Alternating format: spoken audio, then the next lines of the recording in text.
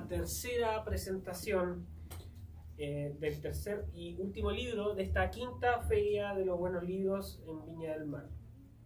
Y se trata nada más y nada menos que El hombre animal político, del distinguido y querido profesor don Juan Antonio Widow Antoncic, que presenta una visión clara y ordenada de los principios naturales de la sociedad política, además de una mirada completa de las ideologías más influyentes de nuestra sociedad.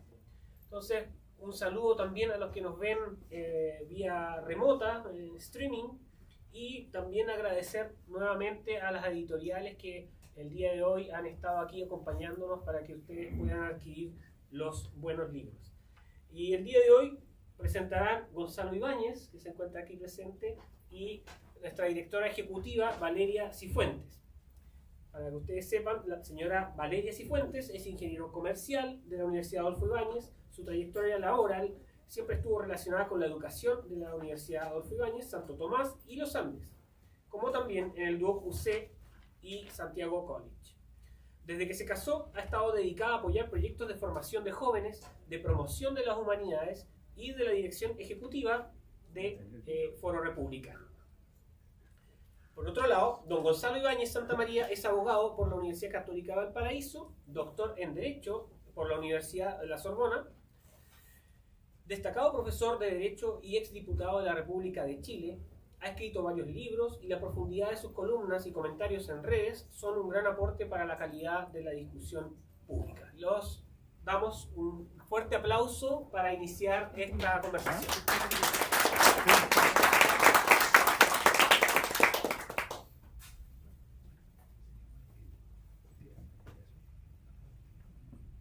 Bueno, ya, a pedido de don Gonzalo, tiene toda la razón. Les cuento que los libros no están disponibles hoy día. Lo lamento mucho, pero hubo ahí un impasse con la editorial y los pueden comprar en editorialconservadora.cl. Bueno, yo lamento mucho que se haya producido este impasse, como dices tú, malentendido, que nos priva de tener el libro que vamos a presentar, ¿no? O sea, una cosa bien curiosa. Pero en fin, vamos a aprovechar, digamos, el hecho de que es un libro que ya tiene sus años, que es bien conocido, es un libro en el cual su autor se refleja, pero 100%, ¿no? Y la primera edición de este libro ocurrió hace ya 40 años, en 1984, ¿no? En esta ocasión, a mí me interesa, yo le dejo a Valeria la tarea de desarrollar el contenido del libro propiamente tal. Yo quiero ocuparme de las circunstancias en que se produce tanto la primera edición en 1984, ¿no?, como esta edición número 5 o 6, no sé cuál es exactamente, en el año que corre, en el año 2024, ¿no? Es muy importante advertir eso porque nos permite, digamos, darnos cuenta de que el autor, que es Juan Antonio Widow, ¿no?, gran amigo, maestro y también, digamos, de pasadita compadre. Así que él refleja su sabiduría, ¿no?, sus años que ya llevaba de profesor, de maestro, especialmente en el Instituto de Filosofía de la Universidad Católica de Valparaíso, pero también lo hace movido por la situación política en la que Chile estaba entrando en ese momento, ¿no? En que ya no era una cuestión puramente de teoría, digamos, de necesidad de escribir un texto para que lo leyeran los alumnos, lo tuvieran a la mano, sino que ya se empezaba a notar la necesidad de volver a ciertas ideas políticas, ¿no?, que habían sido hasta ese momento eran sustantivas y sobre las cuales en los últimos 20 años anteriores a ello Chile había fundamentado su desarrollo y su proyección, digamos, que va a cuajar 10 años después de una manera realmente estupenda. Recordemos que el año 1984 vivíamos en pleno gobierno militar, ¿no? Pero este gobierno militar no llegó o estos militares no llegaron al gobierno porque se les ocurrió, porque tuvieron un acto de ambición de poder, así, digamos, de loco, ¿no? Sino porque respondieron a un clamor ciudadano y a una urgente necesidad del país. O ellos tomaban el gobierno de la República o simplemente la República desaparecía, ¿no? Miren, el país políticamente estaba organizado sobre un principio, digamos, fundamental de lo que se llama democracia liberal. Ahora este término ha tomado distintas connotaciones y hay que distinguir a la hora de querer definirlo, pero en esa época todavía estábamos en el uso original del término, ¿no? El liberalismo es una ideología que se fundamenta en un principio.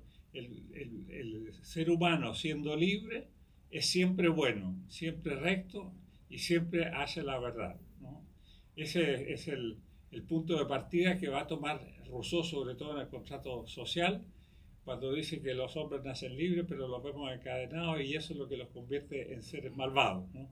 Por lo tanto, hay que recuperar la libertad absoluta como principio para organizar, dar lugar a eventuales sociedades, ¿no? A través del contrato social. Las personas le entregamos al Estado nuestra libertad y con eso lo hacemos perfectamente puro desde el punto de vista moral, ¿no? Por el hecho de concentrar en sí toda la libertad, el Estado tiene un poder omnímodo y dando la garantía de que nunca va a hacer daño. Y eso lo resume Rousseau en una frase de su libro que es muy categórica: el soberano, por el solo hecho de ser, es siempre lo que debe ser, ¿no? O sea, no hay ninguna posibilidad de que se equivoque, de que yerre, de que obre mal, ¿no? Sobre ese principio, que a uno le parece realmente inverosímil, era que estaba organizada nuestro orden político, ¿no? Y por eso, ustedes no lo recuerdan, yo soy mayor aquí en esta sala, pero sí, tal vez haya alguno que sea un poco mayor. Pero siempre se decía que en las elecciones del país se jugaba su vida, ¿no? Nos jugamos el país en una elección, una cosa absurda. ¿Cómo en una elección se va a jugar el país? El país no está en la elección, no está en ese juego. Pero esa era la idea, ¿no? De tal modo que ganaran las elecciones porque se asumía el rol del Estado, asumía esta teoría, ¿no? La de la perfecta bondad, y lo que él hiciera, porque él lo hacía, era siempre bueno, siempre lo que debía hacer, ¿no? Entonces, bueno, nos desenvolvimos relativamente bien, o más o menos, durante las décadas anteriores a 1973, pero ya desde 10 años antes, de 1964 en adelante, las cosas empezaron a cambiar. Y lo que hacía este Estado sobre la base de este principio ya no podía garantizarse en el principio, ¿no? Ya empezaba a quedar a la vista de que era todo un disparate descomunal, una destrucción literal del país contra la cual no había ninguna teoría que oponer, solo oponer la realidad. Y la realidad en ese momento fue que las Fuerzas Armadas y de orden constituían la última reserva que el país tenía para continuar siendo y para proyectarse hacia el futuro. Y así fue lo que sucedió, ¿no? Bueno, poco más de 10 años después, en 1984, empezaba a retornar esta idea, ¿no? Ya había pasado el momento de peligro, ya estábamos todos tranquilos, ya podíamos volver a hacer juegos en política sin temer, digamos, un descalabro como aquel que nos había llevado el gobierno marxista de Salvador Allende, sin temerlo por el momento. Entonces empieza a tomar cuerpo esta idea, ¿no? Y el primer síntoma que tuvimos de esa posición se dio precisamente poco después de la presentación del libro en su primera edición, y eso me tocó a mí, porque yo le hice un comentario en el Mercurio de Santiago al libro, y ese comentario fue respondido por el padre, el padre José Miguel Ibáñez Langlois hizo un comentario al libro que me pareció a mí ya realmente, digamos, que se pasaba a ciertos límites, y le respondí, y él me respondió, yo le respondí, y él terminó también con su parte en la polémica. ¿Y cuál era la posición del padre Ibáñez en ese, con el cual por lo demás no tengo ningún parentesco, ¿no? Pero la posición era que el profesor Guido, digamos, se dedicaba mucho a criticar la democracia liberal, esto que he señalado, que le dedicaba 50 páginas, en cambio a desarrollar la democracia como un sistema de gobierno legítimo, le dedicaba nada más que 2 páginas, ¿no? Entonces había que alterar el orden y poner el acento en la posibilidad de desarrollar una democracia que al final iba a volver a ser la democracia liberal que habíamos conocido con anterioridad, ¿no? Es frente a ese peligro, ¿no? Ese peligro que empezaba a despuntar en nuestra comunidad, en nuestra sociedad, que Juan Antonio Guido escribe este libro, ¿no? Es un libro entonces con un contenido teórico importantísimo, pero a la vez con una relación a la situación concreta que comenzaba a vivir Chile muy importante, ¿no? La obra de Juan Antonio Guido recoge, ¿no? En cierta medida los principios que habían sido el origen del gobierno militar y que enraizaban en una vieja tradición cultural de Occidente, ¿no? Cuya máxima expresión, digamos, o sea, mejor dicho, no máxima expresión, pero con impresión más sintética, más resumida, pero más precisa, la había dado un obispo en Sevilla en el siglo VI de nuestra era, a comienzos del séptimo, San Isidoro de Sevilla, y él en una obra, Las Etimologías, lo dijo claramente: Rex seris si recte faces, si non faces, non eris. Rey serás si obrares rectamente, si así no obrares, no lo serás. O sea, todo lo contrario a lo que había sostenido Rousseau. El gobernante podía actuar rectamente como podía actuar torcidamente, ¿no? Y si actuaba torcidamente, dejaba de ser gobernante, dejaba de ser rey. En ese momento eran los gobernantes en los nacientes reinos post-imperio romano, ¿no? San Isidoro se encargó de aclararle la película de la entrada, ¿no? Que había una diferencia entre el obrar rectamente y el obrar torcidamente, ¿no? En el fondo, el pronunciamiento de 1973 fue eso, ¿no? Volver a ese principio elemental del orden político, ¿no? Y eso es lo que de alguna manera explica Juan Antonio Guido en toda su obra, ¿no? ¿Qué significa obrar rectamente, ¿no? Y es una magnífica síntesis de todo el pensamiento occidental, ¿no? De la cultura occidental en materia política, que nos ha permitido ser la cultura y la civilización que más se ha extendido en la historia, más en el tiempo, y que obviamente más tenemos que cuidar. Bueno, esa fue la circunstancia de 1984, ¿no? Las circunstancias de 2024 la conocemos todos, ¿no? La vivimos, no necesito recordarla, ¿no? Estamos saliendo aquí a la calle, no sabemos si nos van a asaltar o no. ¿Qué puede pasar? Vamos caminando por la calle, somos testigos de una encerrona, de un portonazo, qué sé.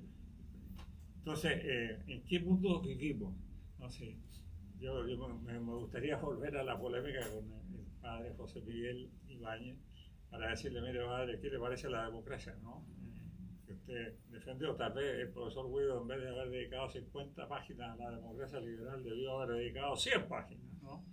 Porque lo que vemos ahora no lo imaginábamos en 1984. Pensábamos que podían quedar algunos problemas, etcétera, pero el haber caído en esto realmente es francamente demoledor, ¿no?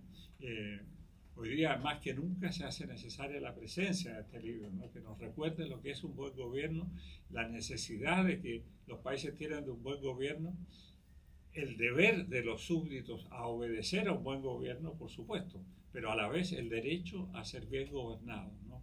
Esto es algo que en estos últimos 20 años se ha ido perdiendo, ¿no? Claro, los gobiernos civiles recibieron un país en pleno empuje, desarrollo, crecimiento, ¿no? En plena paz, tranquilidad, seguridad, ¿no? Y en 30 años este país ha sido demolido, ¿no? Francamente, porque no se han observado los principios fundamentales de una buena organización política. Nosotros vivimos de la viada que nos dejó el gobierno militar durante 20 años y después viene digamos, la demolición de ese modelo hasta encontrarnos en el punto en que entramos, ¿no?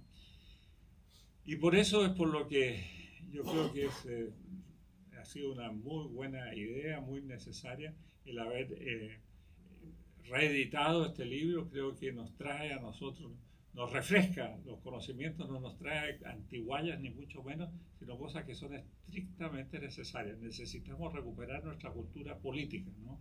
Y eso es lo que, esa es la oportunidad que nos da el estudio, la lectura de este libro. Por eso se la recomiendo muy calurosamente y junto con eso les recomiendo y les pido la máxima difusión a esta obra. Muchas gracias.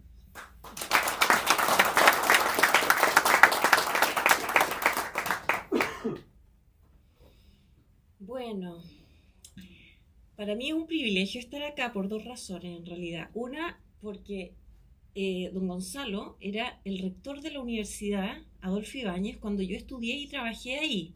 Entonces imagínense, estoy aquí al lado del gran jefe.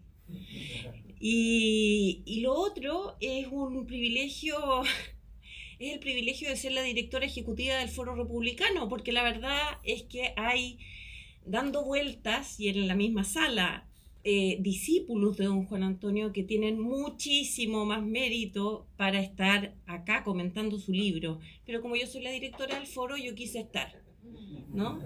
Y yo quise estar porque, bueno, muchos de los que están aquí también lo saben, es que le tengo un cariño inconmensurable, ¿no?, a don Juan Antonio y a toda su familia. Y le tengo el mayor cariño, primeramente, porque siendo yo alumna de él, aprendí lo necesario, lo esencial para poder abrir la mente a la verdad. Pocos profesores logran eso en sus alumnos. Y aunque yo no me haya dedicado a la vida académica ni nada de eso, todo lo que he hecho después, de algún modo, ha estado marcado, incluso mi familia, ¿no?, marcada por haber conocido a don Juan Antonio. El otro día, el miércoles, se presentó en Santiago oficialmente el libro, la nueva edición de este libro, ¿no? Y estaba presente para comentarlo Matías Petersen, ¿no?, un gran discípulo de don Juan Antonio, que se dedica a la teoría política, a la filosofía, en el mundo de la economía más bien, ¿no?, como parte de la filosofía política. Y me llamó la atención, porque yo había estado pensando, ¿qué voy a decir el sábado?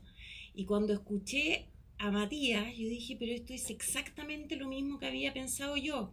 No la parte académica, por supuesto, no alcanzo, pero la primera parte, la que tiene que ver con su relación con don Juan Antonio y cómo en él marcó tanto este libro, ¿no? Era lo mismo. Él decía, miren, les voy a dar un par de ejemplos, ¿no? Decía que, bueno, él reconocía admirar la lucidez intelectual de don Juan, de su amor por la verdad, y que sobre todo por complicada que se hiciera la vida al aceptar esa verdad, bueno, era la verdad, y admiraba la entrega generosa del maestro a sus alumnos, ¿no?, que siempre nos acogía en su casa si era necesario, con pichuncho en mano, para poder responder a todas las dudas que nosotros tuviéramos. Entonces, Matías dijo un par de cosas que yo quiero rescatar.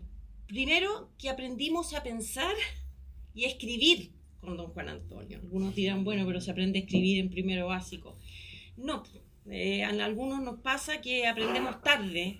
¿Y por qué aprendimos a pensar y a escribir con él? Por su rigor, porque él era un profesor generoso, pero riguroso, y exigente. Sus clases no eran, yo era estudiante de ingeniería comercial y esto era un ramo de filosofía y cualquiera podría pensar de esos ramos que se toman en las universidades como para rellenar, para que los cabros sean más cultos, ¿no? No, era un ramo difícil, era difícil sacarse buenas notas con él. Y en parte era difícil porque había que entender muy bien la materia, yendo a clases. Era muy difícil entenderla bien si uno no iba a clases. El libro era un apoyo, pero uno leía el libro, lo leía 10 veces y todavía había dudas que había que resolver. Y luego, cuando llegaba el momento de la prueba, de la evaluación, como dicen ahora, no se podía escribir ni una tontera. No sé si me explico, pero cuando uno quiere escribirle a una respuesta a un profesor como don Juan Antonio, no hay modismos posibles, no hay mala redacción posible. Y ojalá no haya falta de ortografía, porque qué vergüenza que don Juan Antonio viera todo eso. Es notable que el esfuerzo que uno hacía por estar, no sé, a la altura como alumno de un profesor como él, hacía que uno pensara mejor y escribiera mejor. Y estudiara muchísimo, porque no se podía pensar mejor ni escribir mejor si uno no había estudiado. Y estudiar, como él lo decía, pero lo aprendimos después, a la hora de las pruebas, ¿no? Era poder volver a expresar lo que se había aprendido de forma nítida, tranquila y aprendida, es decir, que eso que uno aprendió fuera parte ya de uno mismo y del modo en que uno, por lo tanto, aprendía a ver la vida, en este caso, la vida social, la vida política. Unas anécdotas que yo me acuerdo de unas anécdotas respecto de esto, y es que, por ejemplo, nosotros todas las clases teníamos que hacer el protocolo de la clase anterior. Bueno, si nosotros empezábamos el protocolo diciendo, la clase pasada dijimos, inmediatamente don Juan Antonio paraba y decía, ¿dijimos? Perdón, la clase pasada usted dijo, profesor, ¿no? Ese era el rigor y era lo que nos exigía y así aprendimos a escribir, ¿no? Y a expresar lo que queríamos, lo que estábamos pensando. Otra anécdota. Él si está dando una charla, una conferencia en alguna parte con público muy variado, ¿no? Y no sé si ustedes se han dado cuenta que de repente nos falta la persona que en realidad no quiere preguntar, quiere comentar, ¿no? Y que comenta latamente. Bueno, y comenzaba con esta pregunta que no era pregunta. Levantaba la mano y decía, profesor, ¿no es cierto que...? Y bla, bla, bla, bla, bla. Una larga consideración. Respuesta de don Juan Antonio, no es cierto. ¿No? Bueno, esa es una primera cosa. Lo segundo que yo rescato y que rescató Matías, ¿no? Es que esas clases, es decir, el libro, porque el libro es fiel reflejo de lo que él enseñaba en las clases, nos abrieron la mente a la verdad en varios temas en los que nosotros creíamos estar al otro lado. Nosotros veníamos de clases de economía, ¿no? Veníamos entendiendo de que el mercado lo es todo, que el mercado puede funcionar en distintos ámbitos, no solo en el económico, que muchos pensadores liberales dieron su versión de lo que debiese ser una sociedad política basados en cómo opera el mercado, ¿no? Nosotros creíamos que estábamos ya con eso, pero estábamos en la cresta de la ola porque sabíamos las cosas más modernas e interesantes, ¿no? Y él se encargó de abrirnos la mente a que había una verdad subyacente que era mucho más valiosa a todas esas teorías que nosotros nos habíamos tragado con tanta facilidad, ¿no? nosotros creíamos que sabíamos perfectamente lo que era la libertad, lo que era la subsidiariedad, lo que era la necesidad o no necesidad, según nosotros, del gobierno, que sabíamos lo que era la economía, que entendíamos bien lo que decíamos cuando hablábamos de ideologías, ¿no? Usábamos esa palabra, pero la verdad es que, habiendo estudiado el hombre animal político, nos empezamos a dar cuenta que la libertad no era lo que nos habían enseñado o lo que habíamos creído entender que era la ausencia de coacción. No era un fin, no era el valor más grande del ser humano. Empezamos a entender que una ideología no puede ser buena si es ideología. Eso que alguna gente dice, ay, hay ideologías buenas y hay ideologías malas. No, no hay ideología buena, no existe. Empezamos a entender que la subsidiariedad tiene aspectos no solo negativos, sino también positivos. Bueno, nos abrió finalmente la cabeza a entender a la persona y a la sociedad desde la profundidad de la naturaleza que Dios quiso crear. Así de sencillo, ¿no? Así de sencillo, así de bonito y así de difícil, ¿no? Una cosa que también aprendimos fue que la realidad es muy compleja y que nada es capaz, ninguna idea, ninguna ideología, ningún sistema de ideas es capaz de abordarla completamente para dar una respuesta final, ¿no? La realidad humana es mucho más difícil y por supuesto que comprenderla así como es realmente supone que uno haga unos esfuerzos mucho más grandes por tratar de ayudar o de hacer la vida de los demás un poco mejor. No es tomar un modelo, aplicarlo y pensar, bueno, con esto Chile se arregla y ese es mi aporte, ¿no? Sino que hay que partir de la realidad. El hombre animal político es un libro que debería estar en todas las casas de Chile, en todas las bibliotecas de las familias chilenas. Me gusta a mí pensar que es un libro esencial. Me gusta esa palabra porque explica este libro paso a paso los conceptos que necesitamos dominar para comprender los requerimientos de nuestra propia vida, no solo de la vida social y de los demás, sino que de la propia.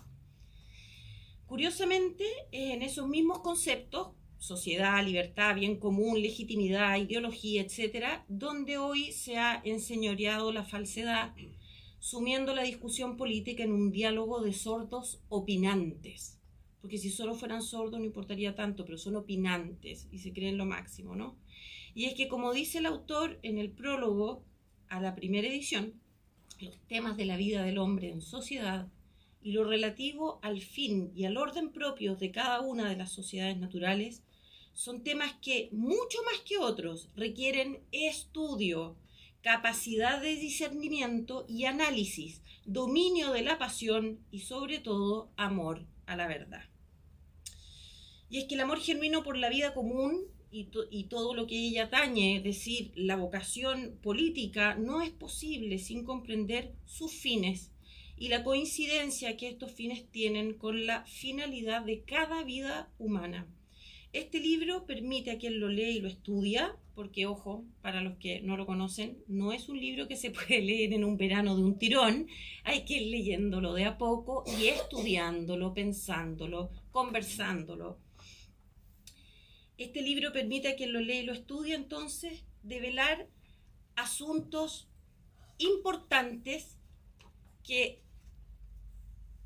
están en el índice. No sé, voy a tratar de hacer un ejercicio acá. Y es que mirando el índice del hombre animal político, vamos a ver cómo este libro aclara aquellos conceptos que uno puede creer que ya los estudió, que los entendió y tal vez no es tan así, ¿no? Partiendo desde la primera frase, ¿no?, donde dice que no se conoce, no hay noticia, dice, no hay noticia de ningún individuo humano que haya podido crecer sin la compañía de otros, ¿no?, de otras personas. Bueno, ahí en esa primera parte en que habla de persona y sociedad, ya nos aclara que cualquier sistema político que parta de la idea prejuzgada de que, no sé, en realidad imaginativa, de que hubo un buen salvaje, estos hombres perfectos y autónomos que vivían felices y libres en el mundo hasta que la sociedad los coaccionó, ¿no? Cualquier teoría que parta de una teoría, de una idea así, está destinada al fracaso, porque no.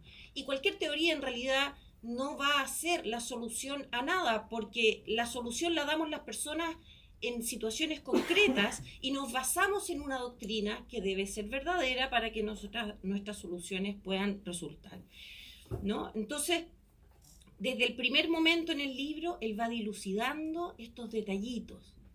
Las personas nunca hemos estado solas. Las personas apuntamos a un bien común. ¿Qué es el bien común? ¿Es darle en el gusto a la mayor cantidad de personas? ¿El bien común se contradice con el bien particular? ¿Qué es primero, el bien común o el bien de la persona o del individuo? ¿No? Preguntas esenciales. Después pasa a hablar de la autoridad, de la potestad, del gobierno. ¿Quién tiene autoridad para hacerse obedecer? ¿Por qué los padres tienen autoridad para hacerse obedecer? ¿Y por qué el gobernante de una nación tiene la autoridad para hacerse obedecer? ¿Qué es la obediencia? Yo nunca me olvido de una frase del libro que dice, la obediencia es la prudencia del que no la tiene. Los que lo hayan leído no sé si la recuerdan, pero a mí se me ha marcado toda la vida. La obediencia es la prudencia de quien no la tiene, quien todavía no puede ser prudente porque tal vez es pequeño, porque tal vez no ha tenido la formación, porque tal vez no tiene todo el conocimiento para gobernar una sociedad. Bueno, tiene que obedecer. Entonces, va dando pie el libro muy lentamente a que uno vaya entendiendo la realidad social del hombre en forma verdadera y real, perdón la redundancia. Es decir, la forma en que lo explica don Juan Antonio no admite, creo yo, réplica. Entonces, cuando uno lee un conocimiento tan consistente, aprende, ¿no? Porque no son opiniones. Está todo tan bien fundamentado que uno va a paso seguro avanzando en el conocimiento de sí mismo y de la sociedad. El capítulo de la libertad es un cuento aparte, ¿no? Me encantaría ahondar en ese capítulo, no tenemos tiempo, pero cómo se nos iluminó la mente, el corazón, el alma, cuando aprendimos que la libertad no era un fin, sino que un medio, que una decisión no era buena por ser libre, sino porque se ajustaba a la naturaleza. Qué belleza cuando aprendimos que al obedecer éramos más libres, si es que había verdadera obediencia, ¿no?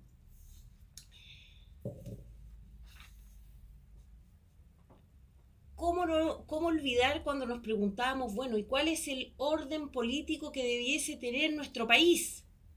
Y don Juan Antonio decía, depende. Y uno estaba acostumbrado a que le contaran que don Juan Antonio era un profesor muy dogmático. ¿Se acuerda que decían siempre las personas que no conocían? Decían, este es tan dogmático. Y yo decía, ¿cómo va a ser dogmático si cada vez que uno le pregunta algo dice, depende? ¿Ah? Y claro, porque hay cosas que dependen y otras que no. Y así el libro nos planteaba no un modelo, sino que una descripción de la naturaleza social del hombre, una descripción de la naturaleza política, una descripción del modo en que más o menos debería ordenarse una sociedad. ¿Y por qué más o menos? Porque no hay modelos, no hay recetas. Lo único claro es que Dios existe, es que el bien común es prioritario y que la persona humana tiene que llegar a salvarse. Y de ahí todo se puede estudiar, todo se puede conversar y discutir. Yo no los voy a latear más con ninguna de estas cosas, pero porque no voy a ir paso a paso por el índice del libro. Pero este libro es como dicen en Estados Unidos, es un must, ¿no? Es un libro que no puede faltar en ninguna casa, porque no solo enseña lo que es el orden social, el orden político y todos sus elementos, sino que enseña a pensar. Está escrito de tal modo que uno va pensando paulatinamente en las cosas y va agregando un paso más y otro paso más y otro paso más. Y cuando uno se ha dado el trabajo de estudiarlo, porque no se puede leer así nomás, de un round, hay que estudiarlo. Cuando uno se da el trabajo de estudiarlo, de pensarlo, de preguntar las dudas que uno tiene sobre él, uno termina siendo una mejor persona, si es que lo entendió, por supuesto, pero uno termina siendo una mejor persona, entendiendo mejor a los demás y acercándose a la vida, a la discusión política, a la discusión pública desde una perspectiva completamente nueva. Sin ideologías, sin mentiras, sin discursos bonitos, sino que con la verdad. Así que muchas gracias. El libro lamentablemente hoy día no está acá, pero lo pueden comprar en Editorial Conservadora, que lo ha vuelto a editar. No sé cuál es la edición, don Gonzalo. ¿La séptima? ¿Alguien sabe? La quinta. La sexta en castellano. Sexta en castellano y primera en portugués. Hay una en portugués. Así que yo, a los que no lo tengan, los invito a tenerla y a darle muchas vueltas, a estudiarlo lentamente. Tenemos que informar también en qué librerías concretas se va a poder encontrar, no solo en... Porque no sé, en librerías, yo creo que en librería la Editorial Conservadora lo reparte. No. Sí, tiene llegada a ciertas librerías, así que bueno, hay que esperar, hay vamos que a esperar, informar de pero eso. vamos a informar, sí.